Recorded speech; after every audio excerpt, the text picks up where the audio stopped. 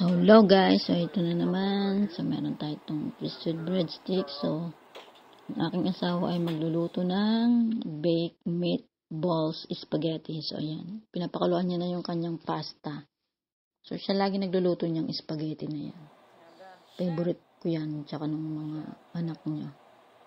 So, ayan yung pinapakuluan niya ng kanyang pasta. Tapos yan. So, ayan yung beef na ihahalo sa sa spaghetti. So, ayaw nila nung may mantika. So, tinatanggal niya yung mantika ng baka. So, ayan na natanggal niya na yung mantika ng baka. Sila dito mahilig kumain ng mga taba-taba ng mga mga mantika. So, ayan na yung spaghetti. Hinalo niya na yung sauce tsaka yung meatballs. So, ayan. Yung ang haba ng proseso ng kanyang mga ginagawa. Talaga niya yan ginagawa. So, dinadagdagan niya yung sauce. Inuubos niya yung sauce ng spaghetti.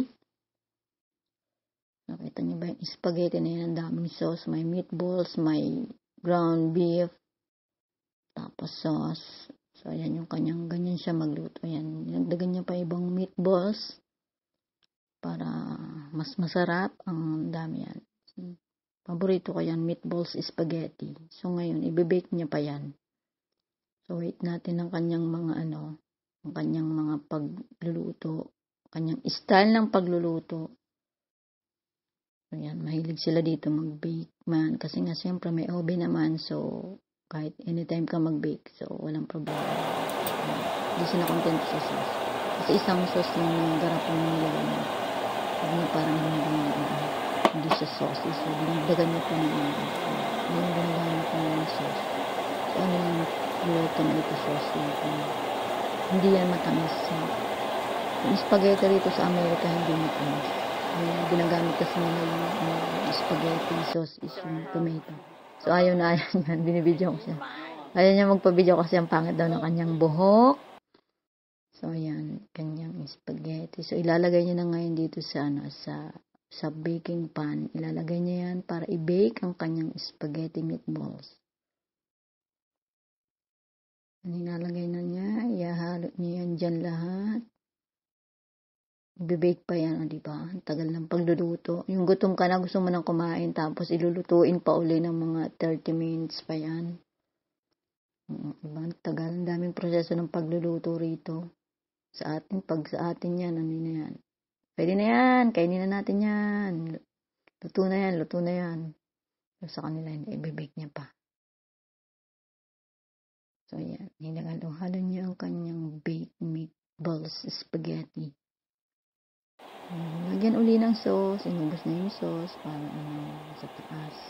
Toppings. Yung toppings na yung kanyang sauce. Tomato sauce. Real tomato sauce. Yan. Naayos niya pa yung para maganda yung kalalabasan. Yung kanyang spaghetti. Diba, ang sarap. Ang sarap niya na. Ang sarap na. Pwede na siyang kainin Kaya lang di pa tapos Ayan. Lagyan niya ng mga cheese toppings. Lalagyan niya ng mga cheese. Ang damakmak na cheese. Yung mozzarella cheese. Ang ginamit niya, mozzarella cheese.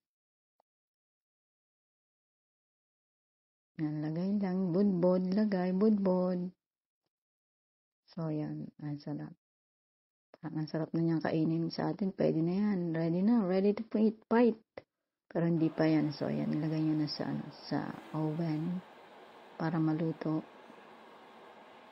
Siyempre, pag may spaghetti, meron tayong breadstick. Ito yung ating breadstick. So, lalagay mo rin yun sa oven. Yung breadstick. Yan. Ano yan? Garlic at saka, ba yung isa? Cheese breadstick o mozzarella breadstick? Hindi ko na matandaan yung isang ginamit na yung binake niya na bread. So, mabibili mo yun sa Kroger frozen na yan. So, ibibake mo na lang siya. So, ayan na nga. Luto na ang ating baked meatballs spaghetti. Yan. Kunin na Yan. Kakain na rin kami ng hapunan. So, iniwan niya muna yung tinapay kasi di pa daw luto. So, ito na. Ito na yung finishing. Yan. Finishing touch ng baked meatballs, spaghetti niya, kanyang own version. Ayan, siyempre tunay tinapay. Kakain na kami ng aming dinner. Ayan yung aming dinner. Ayan ang dinner dito. Wala munang kanin. Kasi andito yung mga anak niya. So, hindi sila kumakain ng kanin. Yung isa naman mahilig kumain, kaso isa hindi. So, yun lang. Thank you. Bye-bye.